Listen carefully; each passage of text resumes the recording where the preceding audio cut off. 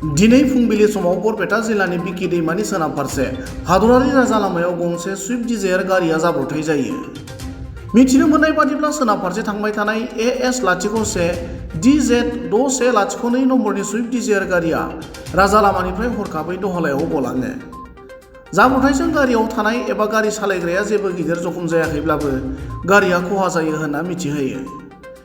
गुबुन फारसेथिं गारिनि बिगुमा एबा गारिखौ सालायबोनाय सुबुङा गाव पाठशालानिफ्राय बिलासिपारा फारसे गावनि साख्रिनि डिउटियाव थांबाय थानाय समावनो बे जाब्रबथाया जायो होनना ओरैबायदि फोरमायो।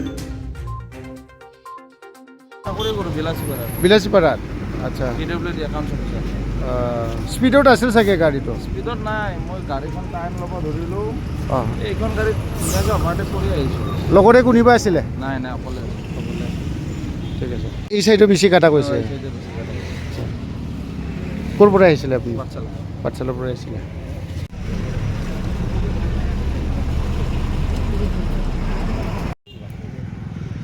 একজনই আছিলে মানুহৰ মামুলি গাড়ী দিয়ে